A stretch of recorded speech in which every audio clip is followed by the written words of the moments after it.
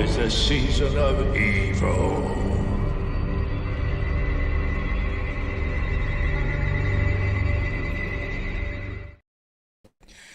Oh dear, I forgot to get my microphone down. Just did it right at the last minute. Anywho, hey up, it's Steve from the Old Yorkshire Geek. Welcome to this live show where I'm talking about my top 10 horror movies of all time, in my opinion, and lots of honourable mentions.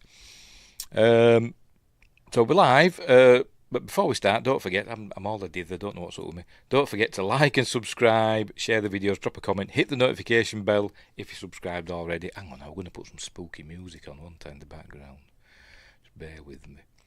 Bear with me. There. Is that too loud? I'll lower it down a bit. Lower it down a bit. Anywho, where were we? Don't forget to like and subscribe. And Wingrace is here saying, boo! Ah, made me jump. Like and subscribe, share the videos, drop a comment, hit the notification bell if you're subscribed already. Right, we should be live on YouTube, fingers crossed. Yes, we're live on YouTube. We should be live on Rumble. Just refresh that, see if that comes on. And we're live on Twitch. Don't know why I keep doing Twitch. Everybody seems to have fallen out with Twitch, don't they? And rightly so, in my opinion. Excuse me, I'm burping. Oh, excuse me. Come on, Rumble, bloody hell, do your stuff. There we go. Yes, we're live on Rumble as well. Right, so, alright, explore the description. Where are we? Where's my finger? Explore my description for things such as merch, my t-shirt. Got my t-shirt on over the top of my other t-shirt. Merch, and my books, which are under there. Amazon Kindle and paperback. Give them a whirl. What else? Explore. Bloody t-shirt.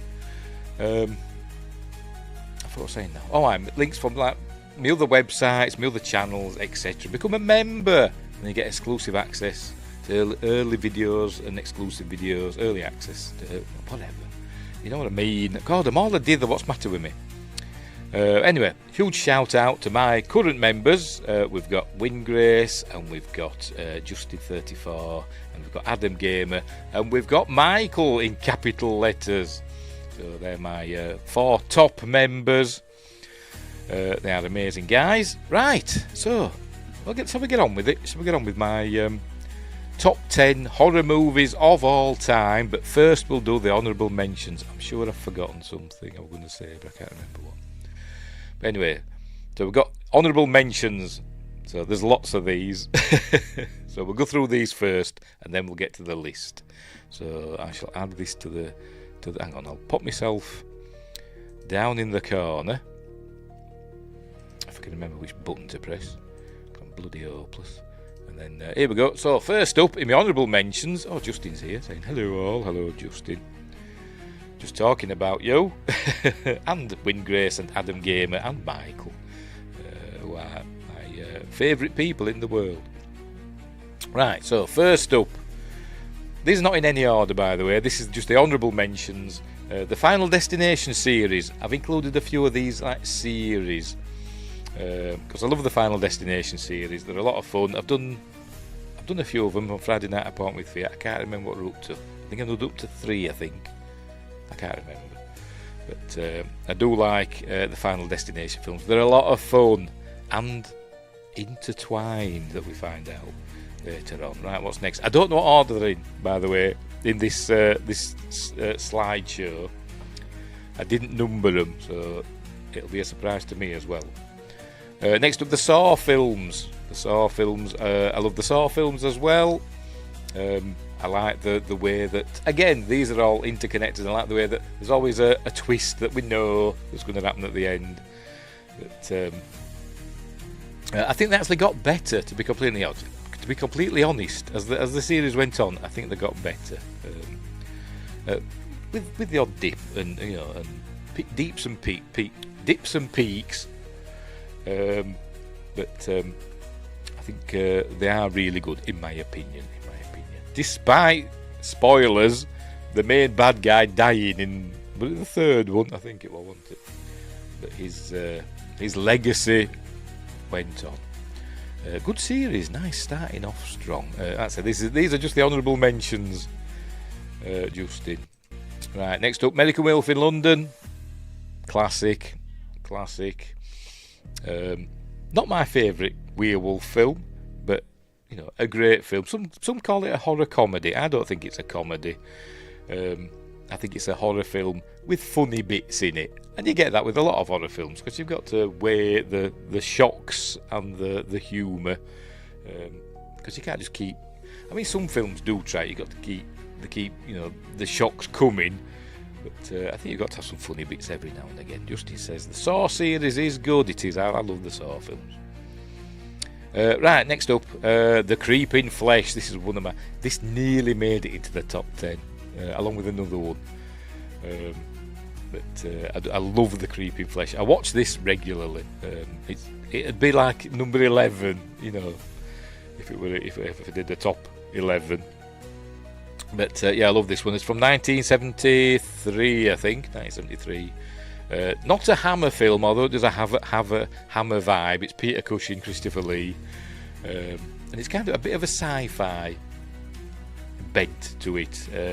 Peter Cushing, as a scientist, finds this skeleton somewhere out in the Far East, brings it back, and we learn that when it gets wet, it's the skeleton of a rain god, and when it gets wet, the flesh starts growing back on it, which is why it's called The Creeping Flesh. And things happen, and I love this film. I love it. I can watch it anytime.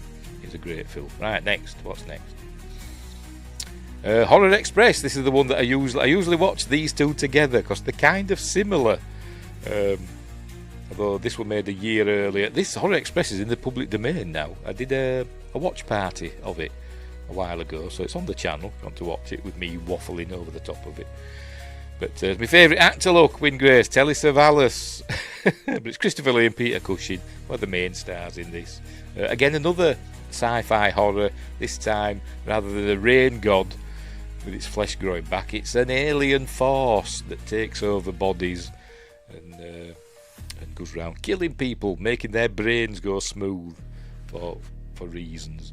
But I do another one. I love this film as well. It's a Spanish-British something-ish film. Lot of fun. I like Horror Express. Next up, the Friday the 13th series. So obviously, you know, all these are not going to be in the top 10. The Friday the 13th series. Love me a good slasher, particularly the Friday the 13th. I like the Friday the 13th series more than the Halloween series, to be completely honest. I'm a big Jason fan. Because he went into space in Jason X, didn't he? But love them. I think they're great. So there we go. That's Friday the 13th. Various people have played Jason, obviously, but most notably, I'm blanking on his name now. Why did I have to mention the name? Kane Hodder. There we go. Most notably, Kane Hodder. I think played him 4 times, I think. Next up, speaking of Halloween, and Halloween is coming. Look, there's a behind me. The Halloween series started off super strong. Halloween 2's great. I love Halloween 2. Halloween 3, I think, is amazing. I love Halloween 3, even though it's nothing to do with Michael Myers. And then Halloween 4, which we're doing in a watch party, although you won't be able to see it on screen. You have to watch along with your own copy this Friday, this Halloween. So we're doing the Halloween 4, the return of Michael Myers. That's it. And they went up to various ones. I think the last of what I think of the classic Halloweens is Halloween Resurrection. Didn't like the Rob Zombie ones. I thought the new ones, I forgot who did them. I forgot the name of the director who did the newer ones. A trilogy, wasn't it? With the Halloween Kills and Halloween Ends. They were okay. I didn't like Halloween Ends. I thought that were poo. But I liked Halloween and Halloween Kills. But anyway. Lot of fun. Michael Myers and all that stuff apart from Halloween 3. Wingray says, Hallow 33 will be great. I'm sure that'll come one day. I'm sure that'll come one day. Next up, the Wreck Collection. Spanish. Started off as found footage. Great fun. The first 2 just straight up found footage. Actually follow on from one another. The third one starts off as found footage and then goes into a regular narrative, and the fourth one is just a straight up film. But I do love them. Starts, you think it's zombies, but it turns out it's not zombies, it's something else. It's in Spanish, with English subtitles, but they are amazing films. I love them. I love the Wreck films. The first one were remade, an American version, as Quarantine, which were pretty good. One of the better remakes out there. But well worth a look, the Wreck films. Just says all strong movies. Oh man, Halloween 1 and 2 are in my top 10. Yeah, they're great. You know. By the way, when we get to my top 10, I say it's my top 10 horror films of all time, but they could be interchangeable with some of these every now and again. It depends what mood I'm in. So this is my top 10 for now. But anyway. Next up, The Woman in Black from 2012, the Daniel Radcliffe one, not the TV version from the 80s, which everybody raves about and says is amazing, and I've seen it, but I do prefer this one. It's good, the TV version. I do prefer this one. I think it's really good, really atmospheric. I forgot the name of the director. James Watkins. Don't sound right. What does it say on there? Can I see on the poster? Yes, all right, James Watkins. Written by Jane Goldman, wife of Jonathan Ross. She went through a phase of writing these movies, didn't she? She did this and Stardust and maybe others, I can't remember. But anyway, it's very spooky. Great. It's one of those that I like, where you're seeing things in the background and you're going, ooh, you know, you've seen it, but the character hasn't seen it, and you're like, ooh. But it is. I do really like The Woman in Black. Wingray says the lady wore black. I'm guessing that's a reference to something, but is it probably a song? I don't know. I think you've done it before. I think you've said that before, and I've obviously forgotten because I'm an idiot. Next up, the Paranormal Activity series. Again, I love these. Apart from that one, apart from the last one, Next of Kin, which is terrible. All the others, I quite enjoy. The quality kind of went down as the series went on, but 1 and 2 for me, and 3 are the best of them. I liked 4, it were okay. The marked ones were a lot of fun. It were a bit like, I can't remember the name of it now. There was that found footage film where the kids got superpowers, and I forgot what they call it. I've got it, it's over there, but I forgot what they call it. Oh, is it a Queensryche song? Oh, right. I probably know it then. I probably know it. What was that film about the kids teenagers that got superpowers? Anyway, whatever. The map was a lot like that, and Ghost Dimension just carries on. It goes a bit silly towards the end, but and Next of Kin has nothing to do with all the rest of it. It's terrible. It's bloody awful. But the others I really, really enjoy. So there we go. That's Paranormal Activity. More found footage. Quite a lot of found footage in this list, maybe. Man, the paranormal movies are okay, but man, they make me mad. Why do they make you mad? Explain yourself, Justin.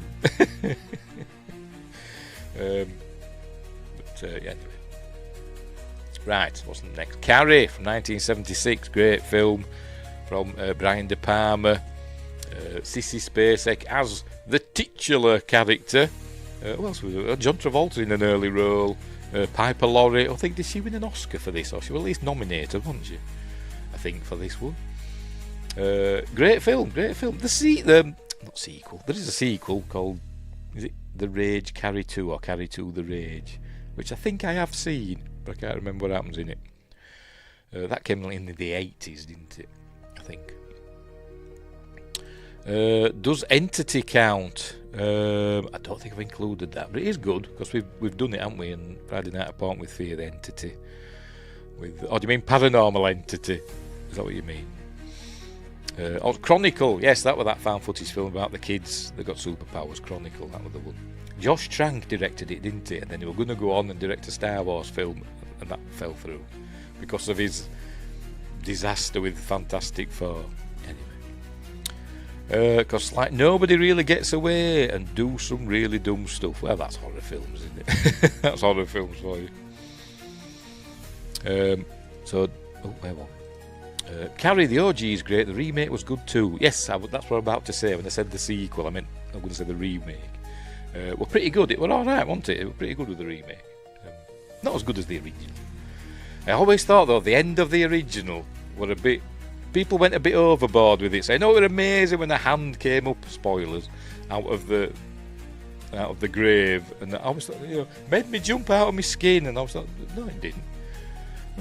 Never made me jump. Anyway, where were we? Oh, yes, I want to Wingrace, want about Entity. Did you mean Paranormal Entity, which is like the asylum version of Paranormal Activity, which were pretty good films in and of themselves, I thought. Or did you mean The Entity with, I forgot her name, famous actress? She was in Insidious as the mother of one of the main characters. Barbara, I think it's Barbara. Something or other, can't remember. Anyway, where were we? Carrie, yeah, great film. Great film is Carrie. This kind of tells you, the picture tells you everything, doesn't it? Starts off nice, ends up going in bad ways. Yeah, the original is better, but man, the remake did some stuff better. Well, yeah. The effects will look better, won't they, and stuff like that. I liked it when she make a car flip in the remake. I think that was good. In this one, she just makes it swerve off the road. Is it John Travolta? She makes swerve off the road. In this one, she flips a car, doesn't she? The new one. Speaking of the remake of Carrie, Chloe Grace Moretz, wasn't it? Well, she seems to have dropped off the radar, doesn't she? The Hollywood radar. She's still doing stuff. She's probably doing loads. I've just never noticed. Anywho, what were next? Right, next. Alien. The original Alien. Why didn't I say the Alien series? Because, they're not all horror films, are they? So yeah, Alien from 1979, classic sci-fi horror. Launched a franchise. Ridley Scott directed. Y'all know the film, don't you? We've done it on Friday Night Upon with Fear. Great film, really great film.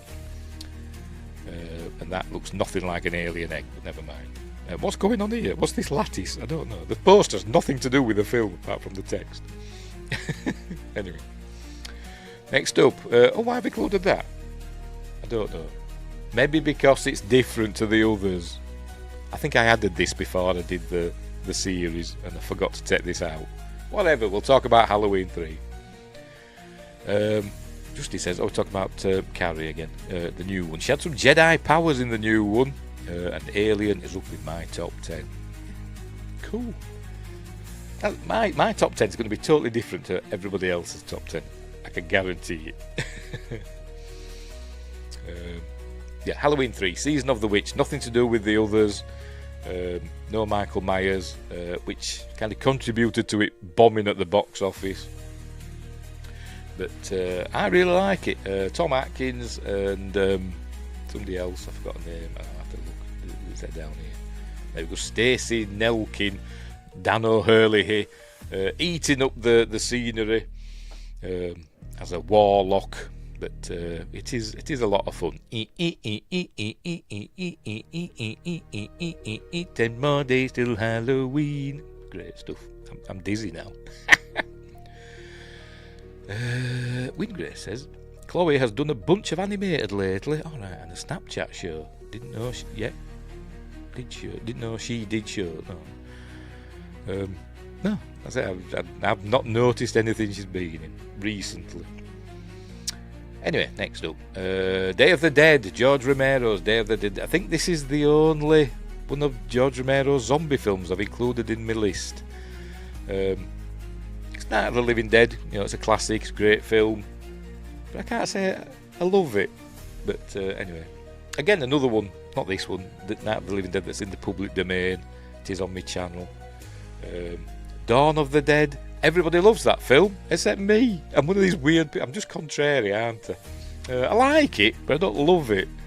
I always thought the zombie effects didn't look really that good. They were just people meant to look a bit pale. But anyway. I didn't know Snapchat did shows. Oh, is that what you're trying to say? All right, Snapchat did shows. No, I don't. Oh, is that what you meant? A Snapchat show? I thought you meant a show about Snapchat. a show on Snapchat. I didn't even know that Snapchat was still going. Anybody still used it.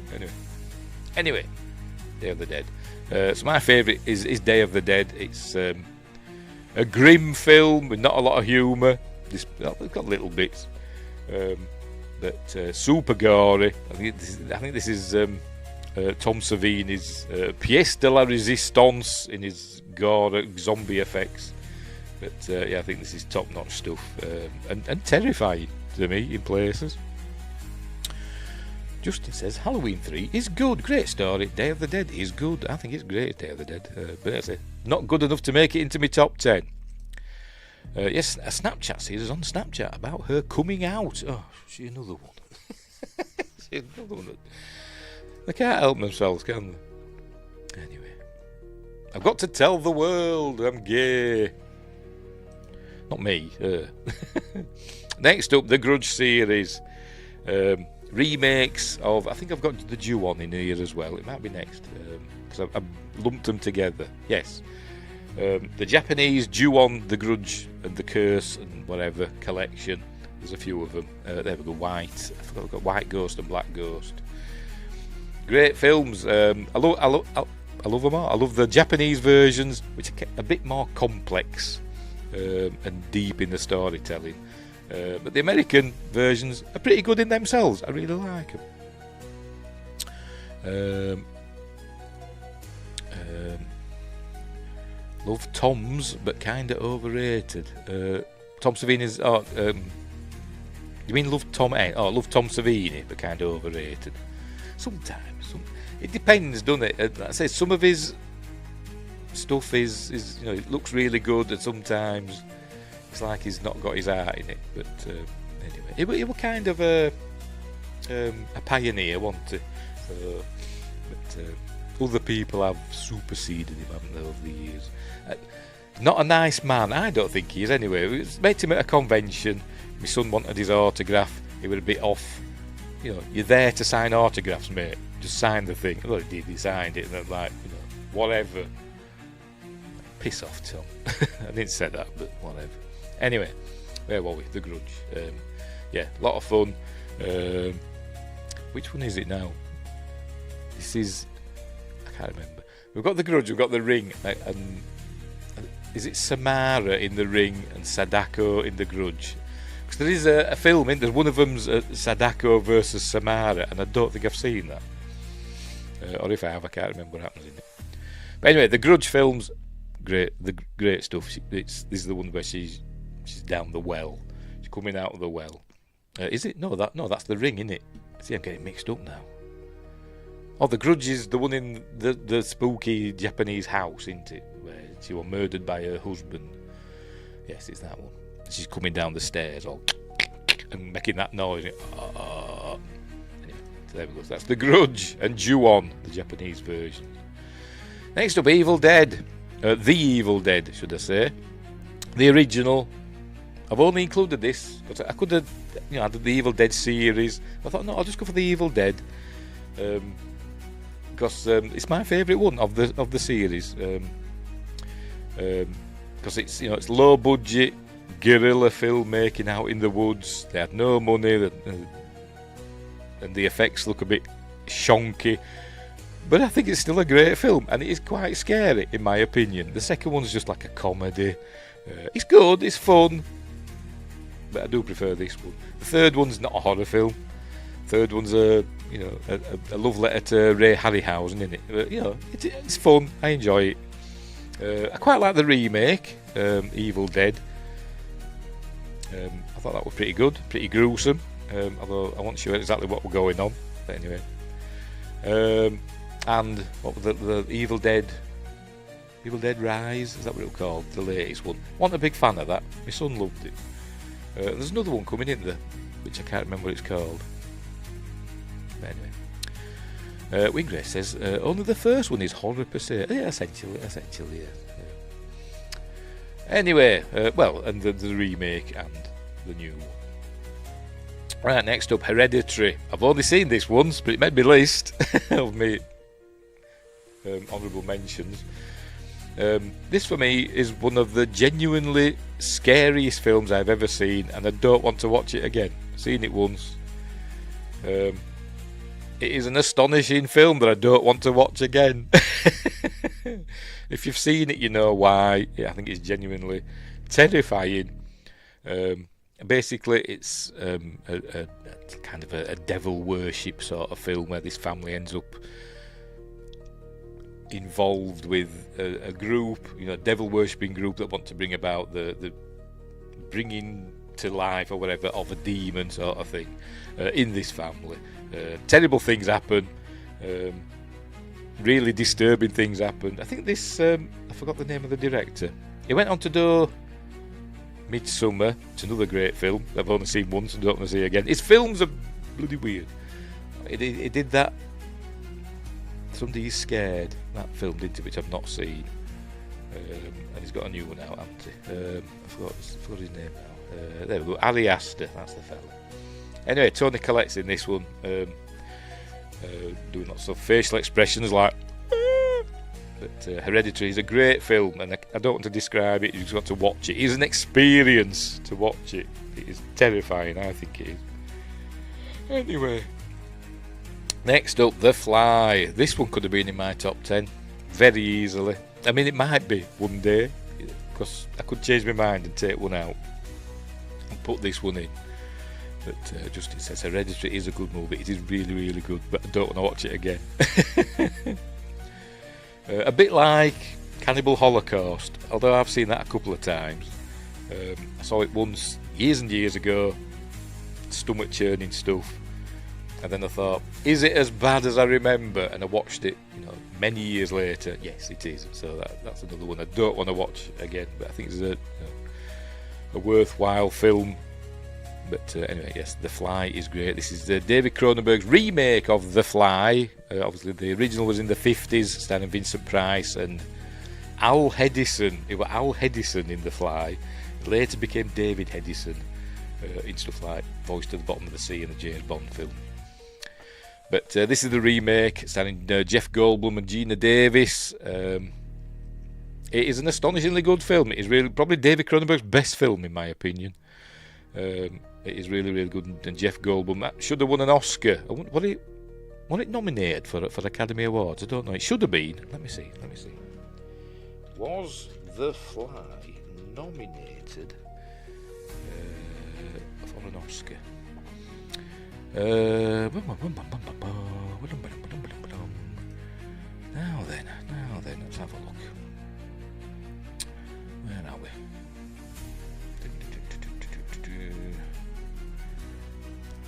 Stupid thing. Is it on Wikipedia? There we go.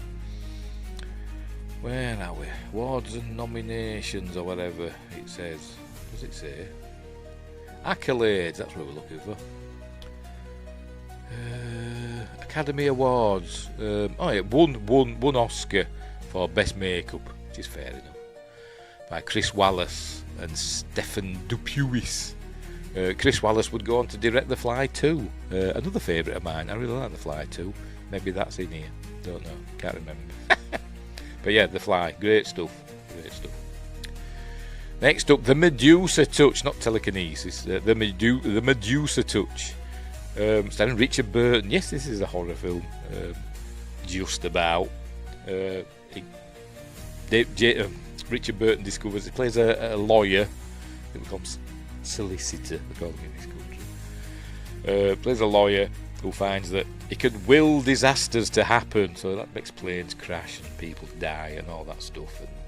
And Lee Remick is his psychiatrist, and basically, spoilers, not really, we all know what's that. She basically batters him to death with a massive ashtray or something. But not to death, he's still alive, but he's in a hospital bed.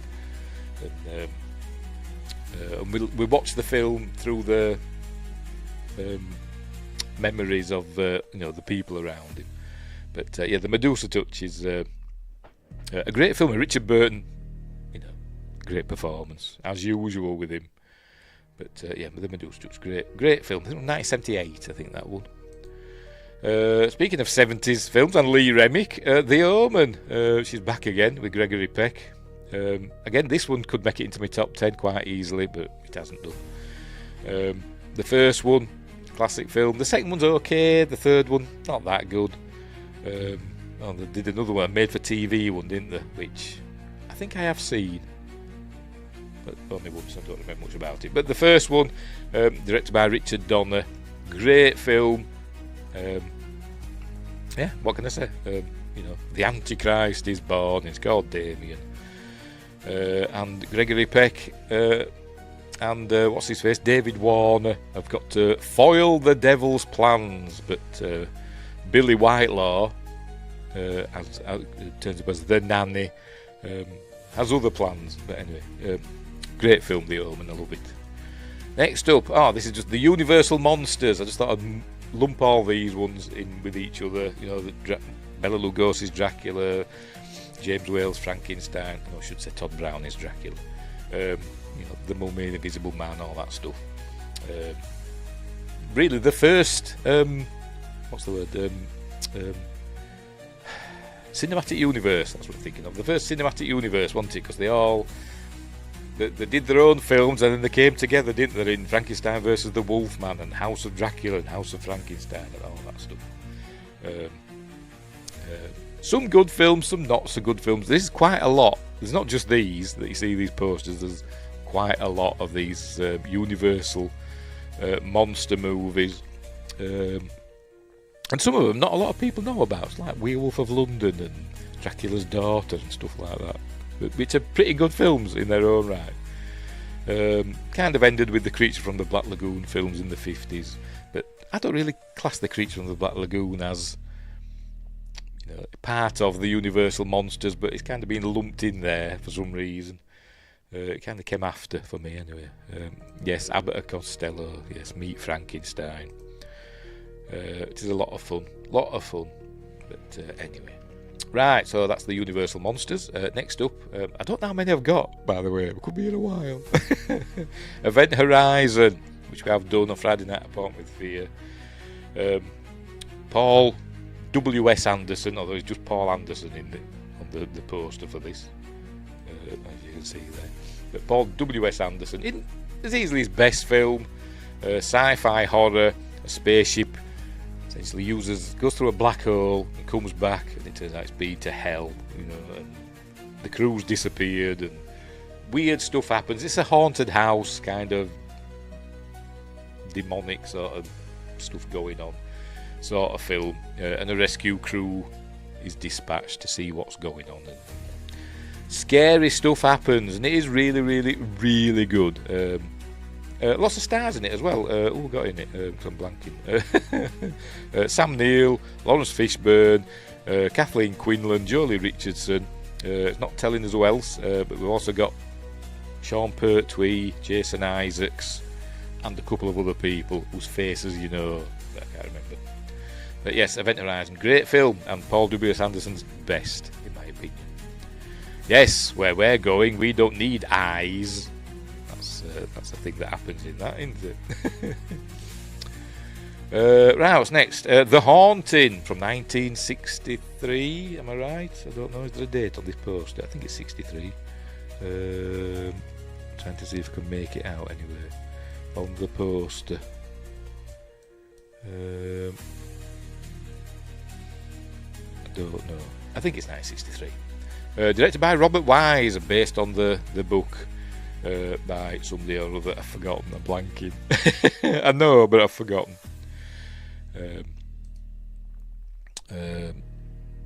Love my Sam Neill double horror night. So you watch Event Horizon and I don't know, Exorcist 3. Is that your double horror night? Is that what you watch? That's all I can think of him that he's in horror film terms.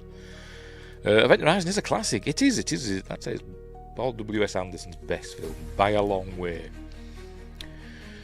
Where were we? The Haunting, directed by Robert Wise. Stars Julie Harris, Claire Bloom, Richard Johnson, no relation as far as I know, Russ Tamblyn.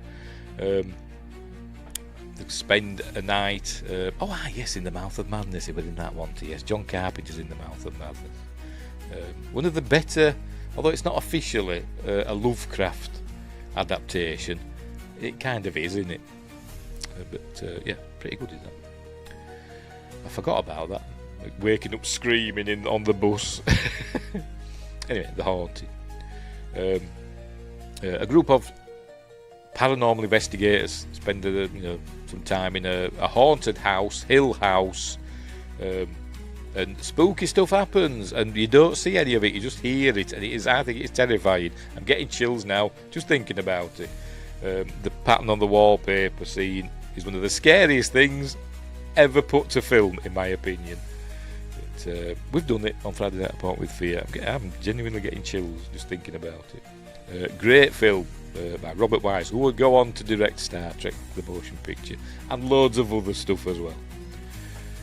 Right, next up. The Devil's Backbone from Guillermo del Toro. A great ghost story set in... it says that, yes, it says Civil War Spain, it says there. But it is really, really good, set in like an orphanage or something like that, or school, or something like that, I can't remember exactly. But this cruel... I think this fella had killed a kid, and the kid comes back, and it does the...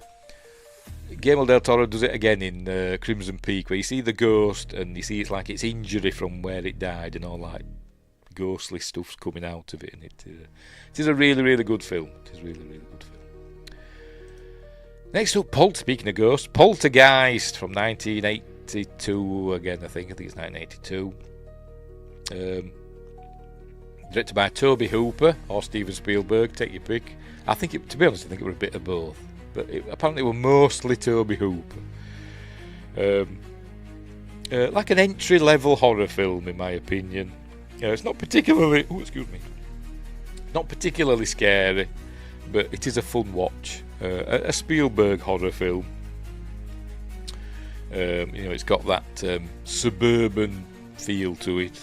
But there's some good effects, apart from the fella pulling his face off. I think that looks rubbish, but I suppose that's the most horrific thing in the film. But anyway, I don't know why I didn't include the Poltergeist series, because there's technically 4 films, isn't there? But I think only the first 2 are any good. The third one I'm not a fan of, to be honest. And they did a remake, didn't they, with... I can never remember his bloody name. That fella. Which wasn't very good. But anyway. But the first one is a classic. It's really good. But it's not particularly scary. Next up, Jeepers Creepers. Again, I could include this as a series, but the second one's okay. The third and fourth ones are not worth watching. But Justin Long and Gina Phillips. A Poltergeist. Because I'm a chicken. There's got to be a film called that, hasn't there? Like these daft, probably from made in New Zealand or something, called Poltergeist. I bet there is. Jeepers Creepers. Don't talk about the director. We won't mention his shenanigans. But the film itself is really, really good. I've said it before. I went into this film not knowing anything about it. I just put it on, and then halfway through or whatever, you get the revelation of what the creeper is. And I was like, what the bloody hell? I wasn't expecting that. There is a Poltergeist. See, I thought there wouldn't. But Jeepers Creepers is really, really, really good, with a great ending. One of the best horror movie endings I can think of. With the song Jeepers Creepers. That one. Great stuff.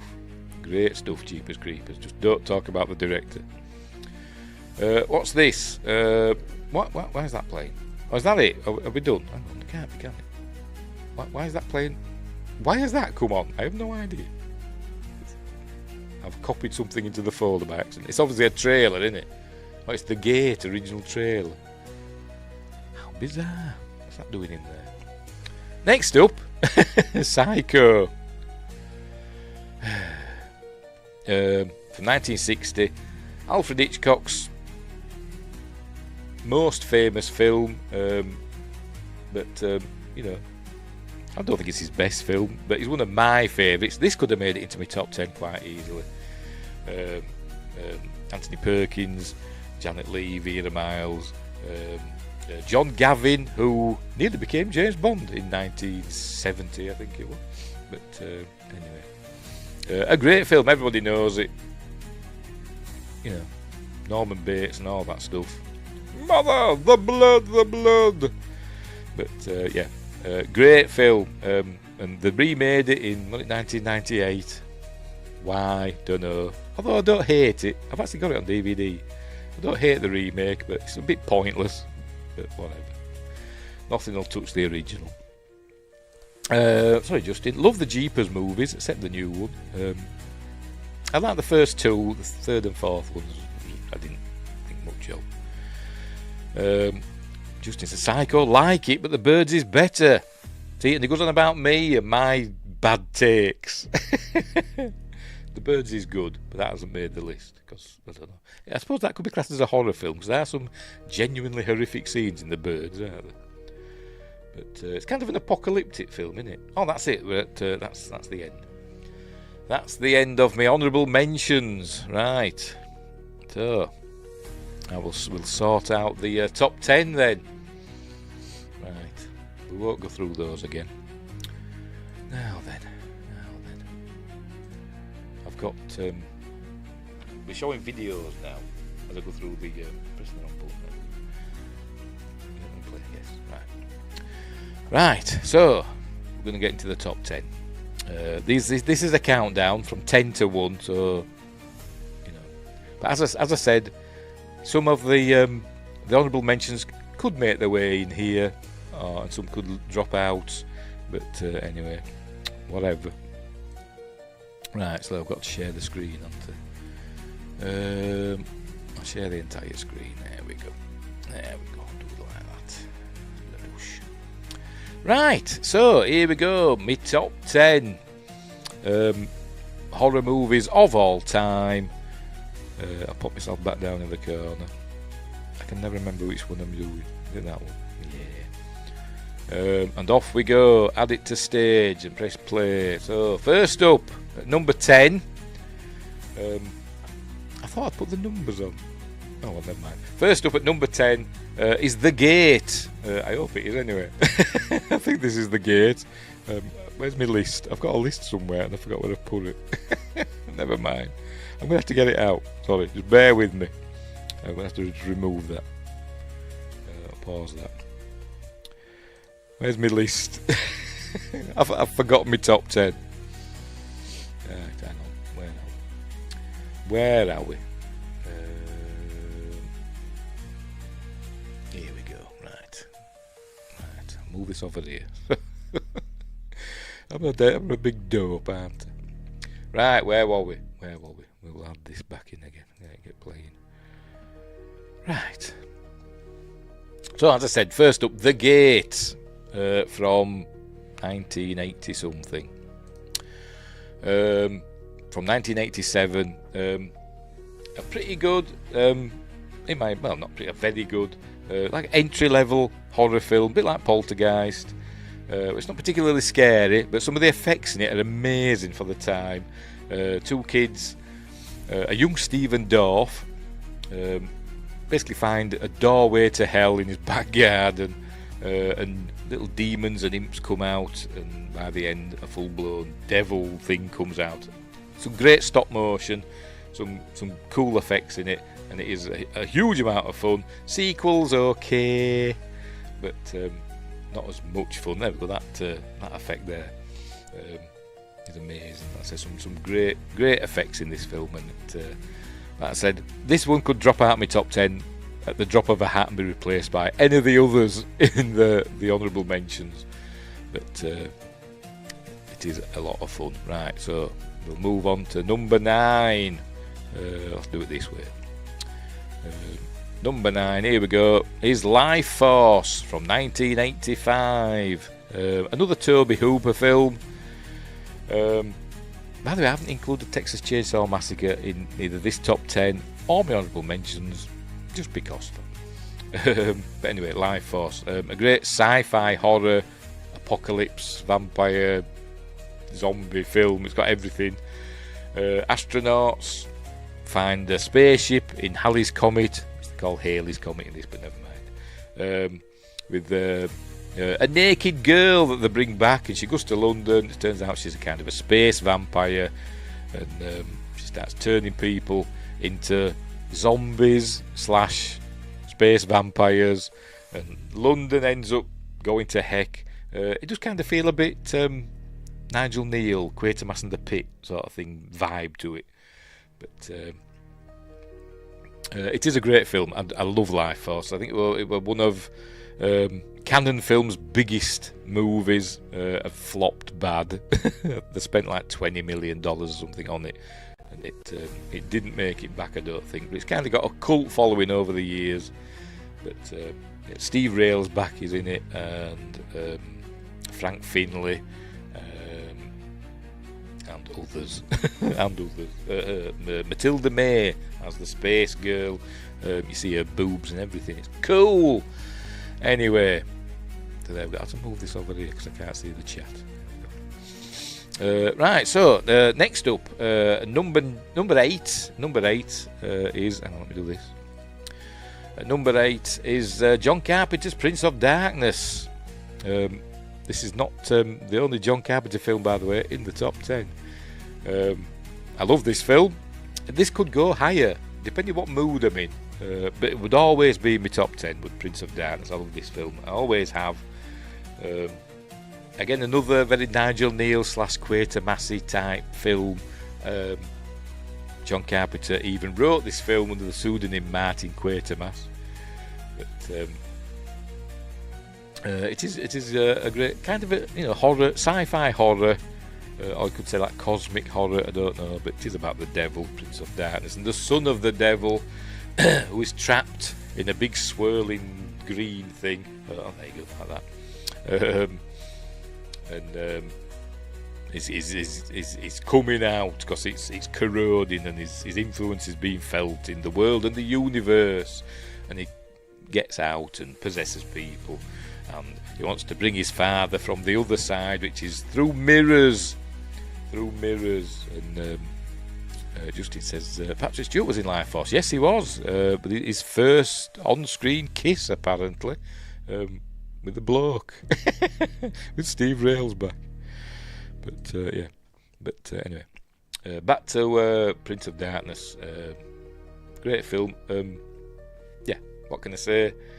Mirrors. It's great stuff, and the bit where they all have the same dream of somebody coming out of this church, somebody coming out, and it's kind of gives me the chills. Love that film. I think it is really, really good. When Dennis Dunn is trapped in the closet, and the woman outside is transforming. She's been possessed by the Prince of Darkness. She's transforming. Drives me mental. It gives me all I'm like, oh, because he's trapped in there, and all he can do is just watch as this thing happens. And she sees him, even though he's hidden in the closet. She sees him and looks at him with scary eyes. I'm like, ah, great stuff. And Alice Cooper's in it. There he is. Anywho, so there we go. So that's Prince of Darkness at number 8. At number 7, another film I love. This one's from the 1970s. Is this? The Manitou. Directed by William, I've forgotten. Oh, I'll tell you. But anyway, from 1978. What's his name now? I should have all this at hand, shouldn't I? But I have, because I'm useless. I'm thinking, I'll remember it all. I never do. Anyway, it says Tony Curtis hamming it up. It's totally miscast in this, but whatever, it's Tony Curtis. There he is. Again, it's another, it's a demon thing, but it turns out it's an ancient Native American witch doctor or shaman, and his Manitou, his spirit, is reborn in a, and he comes out of it, grows in this like tumour on her back, and eventually comes out,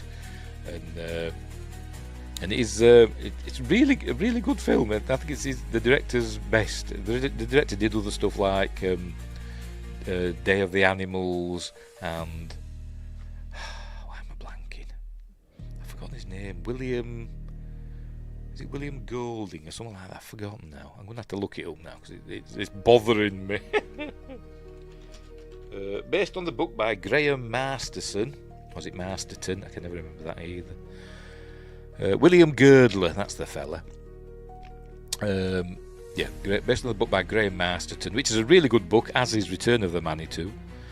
I forgot what we're going to say now. What others did? That was it. What other films did he do, William Girdler? Abby, Sheba, Baby, The Manitou. He did. Day of the Animals, Grizzly. That was the other one. That was another one I'm thinking of. Grizzly he did, which were a lot of fun. And he was scouting to do another film, and he were killed in a helicopter crash. And I can't remember what film he were going to do. A film about drug smuggling. All right. But I imagine it'll have had a monstery twist to it, or a horror. Because he was a genre director. He tended to do stuff, like the horror or whatever genre. But anyway. The Manitou, great film, one of my favourites. I love The Manitou. Again, another film I can watch anytime. Despite Tony Curtis. Got Michael Ansara in it as well. Anywho, right, what's next? At number 6 is my favourite werewolf film of all time, The Howling. I think this is better than American Werewolf in London. That's just me. Directed by Joe Dante, starring Dee Wallace, Christopher Stone. I think they got married. I think they met on this film and got married, didn't they, after this? And then and him, Patrick McNee, and many others. Based on the book by inspired, you should say, on the book by Gary Brandner. It is a great film, and I think with the best werewolf transformation put on film. I think this one is better than the one in American Werewolf in London. Rick Baker were originally going to do the effects on this film, but John Landis called him up and says, I want you to do American Werewolf in London with me. So he said, okay. So he left this film in the hands of his protege, Rob Bottin, and I think he did better with it in this film than Rick Baker did in American Werewolf in London, despite Rick Baker winning the Oscar for that film and Rob Bottin winning sod all for this, but never mind. So there we go. Dee Wallace gets attacked by a serial killer / werewolf. She survives. She has like mental issues afterwards. She goes to this. Her psychiatrist suggests she goes to a place called the Colony, which is like a therapy place up in the woods in Northern California. So she goes there. Turns out, not really a spoiler. Everybody there is a werewolf. But it is a lot of fun. You see two people turn into werewolves as they're at it, like rabbits in the woods. I forgot her name, Elizabeth. Can't remember. She's passed away now. The Howling series is great. I've not seen all of them, to be honest. To be honest, the sequels, the ones I've seen, I've not been particularly impressed with. To be honest, the first one's the only one that really matters to me. But all the others I've not really bothered with, to be completely honest. I'm surprised it hasn't been remade. I know there was one called Howling Reborn, wasn't there, within the last 10 years or so, wasn't there? Which again wasn't that good. It wasn't terrible, but not a patch on this one. I love The Howling. I think it's great. This one definitely stays in my top 10. Anywho, what's next? What are we up to? At number 5. Let's move on to the next one. Next one is John Carpenter's The Thing, I think. I hope this is the right one. Yes, it is. John Carpenter's The Thing. Classic. Again, this is one that would always stay in my top 10. Essentially, obviously, it's a remake of The Thing from Another World from the 1950... I can't remember when it came out. The 1950s. Which were good in its own right. About a spaceship is crashed to Earth, a science team. The original is set in the Arctic. This is set in the Antarctic. They find the alien. It thaws out, kills people, and all that stuff. And that's basically what happens in this one, but slightly changed. Great effects from Rob Bottin again. I don't know if he was nominated for anything for this, but he should have been, because this is probably one of the best practical effects films ever made. They're astonishingly good, particularly the head scene. You know what I mean? If you've seen it, you know what I mean. But yeah, John Carpenter's The Thing is astonishingly good. There was a prequel that came out in a while ago, starring what's her face? I forgot her name. Mary Elizabeth Winstead. Is that right? Yeah. Which was okay. I didn't hate it, but it just wasn't. It was basically just a remake of this. Yes, it was CGI slop, but it shouldn't have been, because apparently they did all the practical effects. You know, like this one. They did all the practical effects in the prequel, and then some studio suit came along and says, "Oh, we'll cover it all up with CGI." There should be like a director's cut of that, I think, without all the CGI, because they were going to do like practical effects but with CGI enhancements, but it was essentially going to be practical effects, but they ended up just painting over the whole practical effects, didn't they? Anyway, so there we go. So that's John Carpenter's The Thing. Great film, one of the best. That was at number 5 in my top 10. Right, what's next? Get my list back out, so I'm not surprised. Right, there we go. So at number 4, Quatermass and the Pit, the Hammer version, from 1967. This was probably one of my earliest favourite films, what I can remember as a kid. I've always loved this film from the time I saw it. It's like a sci-fi horror from Hammer. Stars Andrew Keir as Professor Bernard Quatermass, Barbara Shelley, and an alien spaceship from Mars is found during an they're digging a tunnel for an underground railway station, and it turns out that these the area that it was found in has always had a history of weird, spooky events going on. And it turns out the Martians, the dead Martians in the ship, and the ship itself, are the cause of it, because they're kind of psychic, just in their genetic makeup or whatever.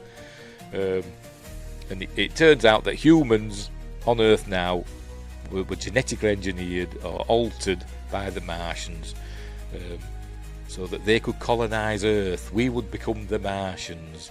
They couldn't survive here by themselves, so they changed us, gave us their abilities and aggression, and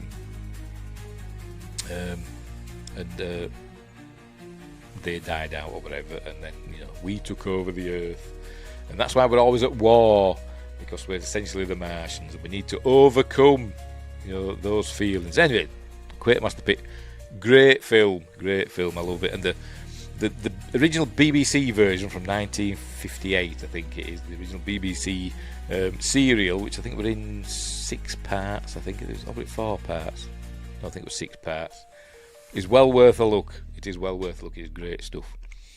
It's on Amazon. It's on Amazon. You can buy it, actually, at the moment. I think you can buy it quite cheaply on Amazon. It's really, really good. And even better when you remember that it was actually live. The performance, not all of them, the live performances, like interspersed with pre-recorded bits, I suppose, so they could allow the actors to move from set to set. But yeah, it was done live back then. But anyway, this one isn't. Quatermass and the Pit, one of my favourites, and this one definitely will be my top 10 all the time. Might even get higher. But anyway. Windgrace says, so it's Final Fantasy The Spirits Within. What this is? Oh, how about, yeah, essentially alien ghosts. That's what that is, isn't it? But no, it's not. Right, at number 3, we're in the top 3, the podium positions. Now then, this could be controversial. Right, so at number 3, we've got The Sixth Sense, from M. Night Shyamalan. Again, one of my, easily this would stay in my top 10. It could move up. Probably won't move down, to be honest. I love this film. There she is again, Toni Collette. And Haley Joel Osment, He Sees Dead People. You all know this one, don't you? Bruce Willis. You all know the twist. Pennywise in it, despite that red balloon. I think this is an astonishingly good film. It came out in 1999. I can't say anything bad about it. I think it's one of these almost perfect films, especially if you watch it. If you got the DVD and you watch the behind the scenes or watch the commentary from M. Night Shyamalan, and it gives you all the clues to look out for. If you might not, because I'm totally unobservant when I'm watching films, and things often have to be pointed out to me, and I'm like, all right. Otherwise, I wouldn't realise because I'm an idiot. But anyway, so yeah, The Sixth Sense. Haley Joel Osment as a kid, seeing dead people. There's one of them. Genuinely terrifying in places and quite, moving and heartfelt in others. Justin says Sixth Sense is great, but I like Stir of Echoes more. Fair enough. Stir of Echoes is a good film with Kevin Bacon, but in my opinion, Sixth Sense is better. It came out the same year, didn't it? Stir of Echoes, written and directed by the fellow that wrote Jurassic Park, and I've forgotten his blooming name. But he's wrote loads of films. What's his name now? Never mind, can't remember. But yeah, that was number 3, The Sixth Sense. At number 2, we've got, there we go, Insidious. At number 2, again, one of my favourite horror films of all time. I could have said the Insidious series, but I'm just, the kind of, I like the other Insidious films, apart from the last one, The Red Door, which was directed by Patrick Wilson, I thought were poo. But the other ones, I do enjoy them, but I don't think any of them have the impact that Insidious had on me. Written and directed by James Wan, starring Patrick Wilson and Rose Byrne. I think it's genuinely scary in places and very exciting, and lots of stuff happening in the background, ghosts, stuff in the background that you might not notice.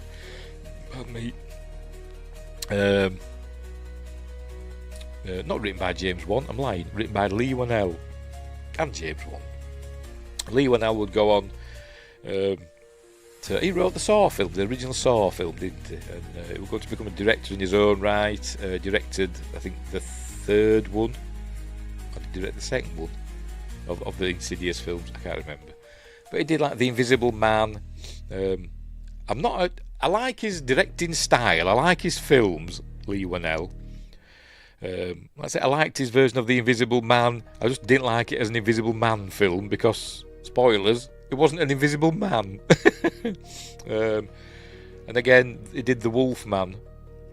I liked that film. I just didn't like it as a Wolfman film because I don't think he was a Wolfman. He was something else. He was more like, I don't know, a Wendigo or something, or a shapeshifter, or a skinwalker or something like that. He just wasn't a Wolfman, in my opinion. So they shouldn't have called it that. But I'm waffling, aren't I? But Insidious is great. It is a great film. A kid kind of falls into a coma. They don't know what's up with him. The doctor says actually he's just asleep, and they don't understand what's going on. It turns out he's astrally projecting. So his mind is in purgatory or in limbo.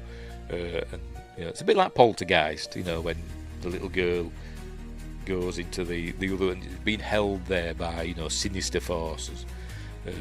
So they've got to save him, and it is kind of spooky. And that's the lipstick-faced demon, one of the best jump scares.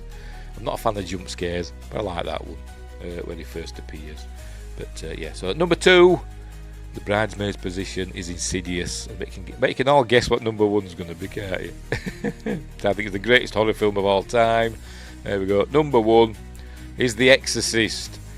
Again, I could have said The Exorcist series, but Exorcist 2 is not very good, and I'm not a huge fan of Exorcist 3.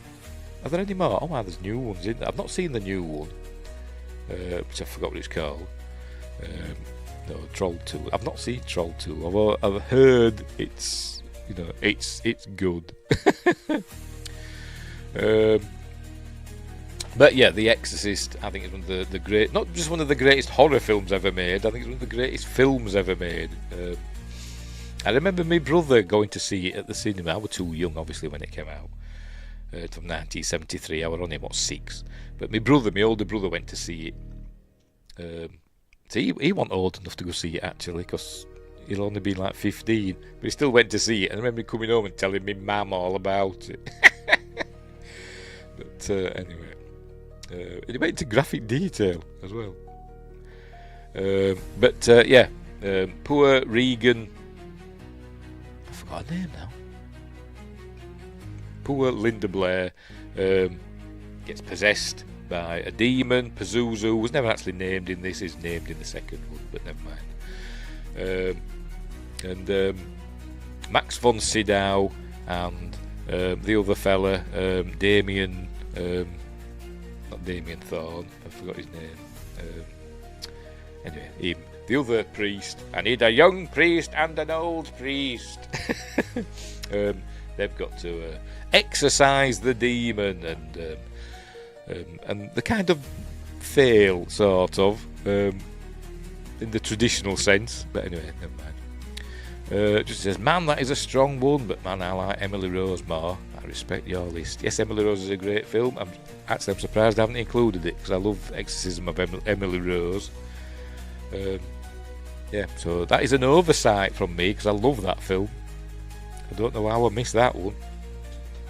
But anyway, because we've done it in Friday Night Appointment with Fear, haven't we? The Exorcism of Emily Rose.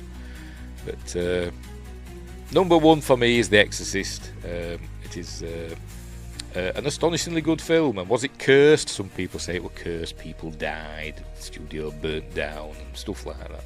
But I don't know. There were other, I mentioned the first three, didn't I, Exorcist films? They're actually there were others, weren't there?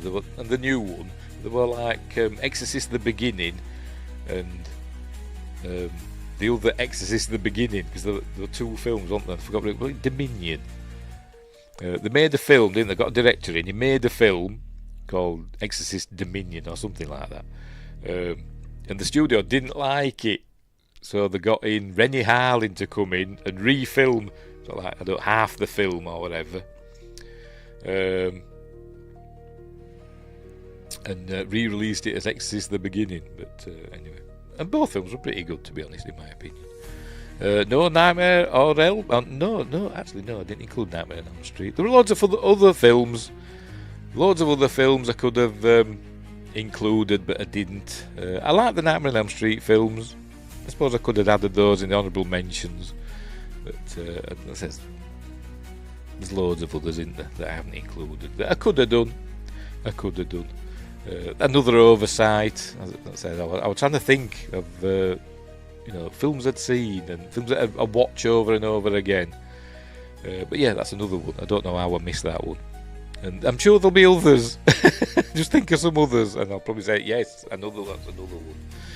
But start over and re-rank. No. This is so that's number one, is The Exorcist, of my top 10 horror movies of all time, until I decide a different order. Maybe I'll do it again next year, next Halloween, and it'll be my top 10, my new top 10 horror films, because maybe another one will come out, because there are newer films.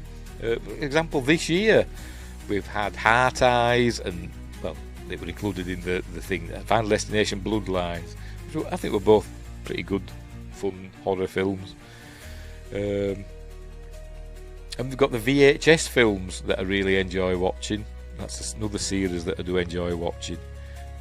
But anyway, so I'll go through my top 10 again. We'll just leave The Exorcist playing. At number 10 I had The Gate from 1987, fun flick.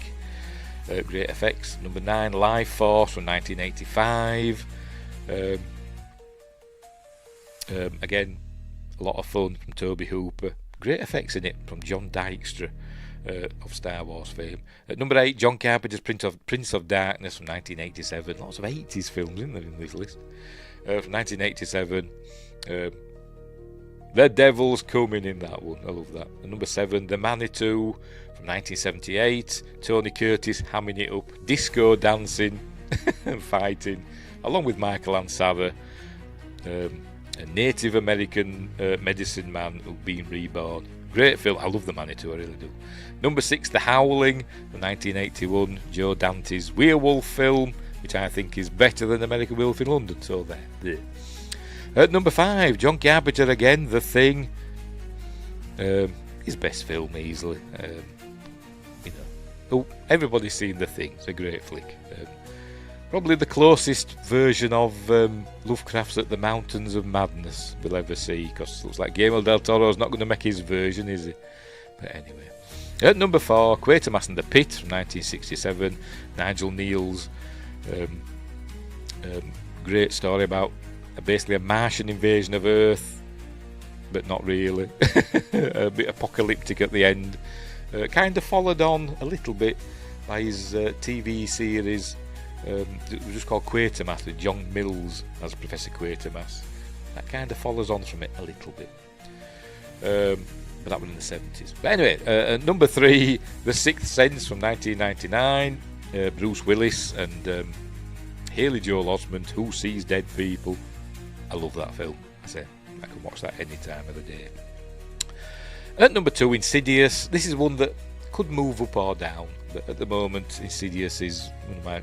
Well, it's always one of my favourite horror films, but at the moment it's at number 2 from 2010. Great spooky stuff going on, and ghosts in the background, ghosts in the foreground, jump scares. It's got the lot. It's great stuff. I really like it. And at number 1, you're watching it on the screen now, The Exorcist from 1973. Based on the book by William Peter Blatty, directed by William Friedkin, starring Linda Blair and other people whose names I can't remember, apart from Max von Sydow. But anyway, him, the priest there, I forgot his name now. Damien Karras is the character name. I'm trying to remember the actor's name. Is the father of Michael. Is it Michael? I can't remember. Is it Dave? I can't remember. The kid in... The Lost Boys is the father of that, not the young kid, the older kid in The Lost Boys is his dad in real life. Anyway, whatever, I can't remember his name. I'm waffling. Anyway, The Exorcist. Like I said, not only in my opinion the greatest horror film ever made, but one of the greatest films ever made, in my opinion. So there we go. So that's my list. Right, so done and dusted. We'll leave it there. Hang on. Wingrace says, can do top 10 of the 2020s or whatever. I don't know. Maybe. It's a thought. Justin says, very good list. Thank you. As I said, it's open to change. It's not set in stone. This is it. This is my definitive top 10 of all time horror films. Some could move about. Maybe they will if we do it again. I'm sure they will. I'm sure some will fall out of the top 10. Some others will go in. But anyway. Right, we'll leave it there.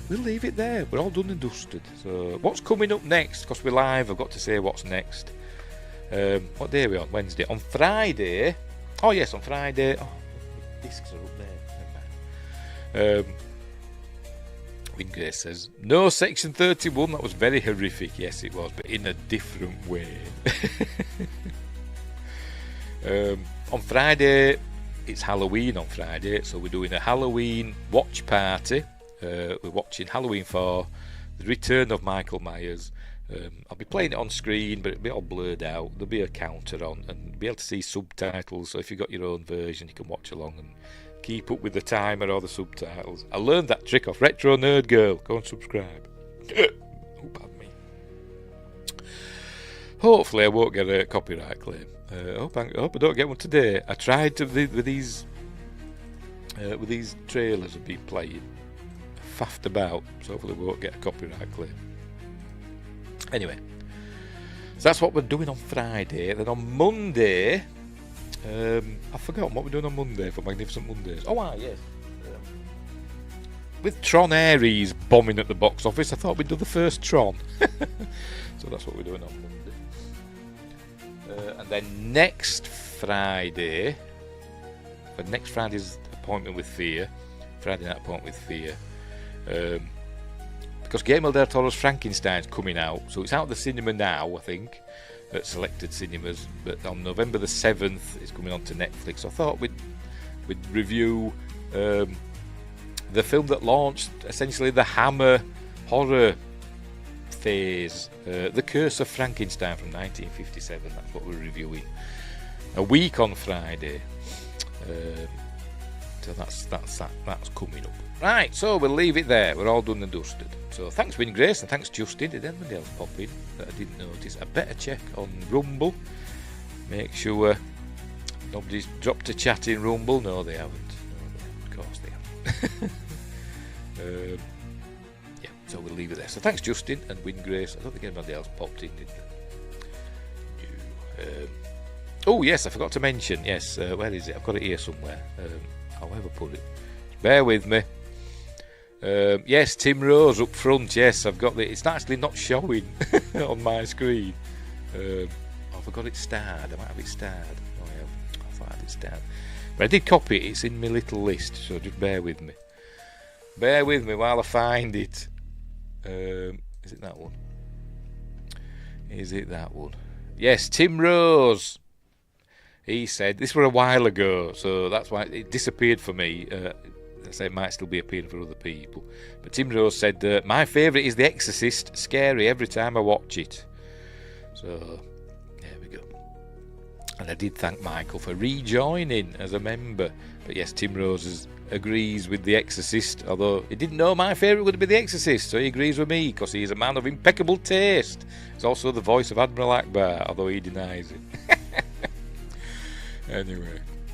Right, so, anyway. So let me get rid of this. Where are we? Right, is that one start now? I don't know what I'm doing. I don't know what I'm doing. Anyway.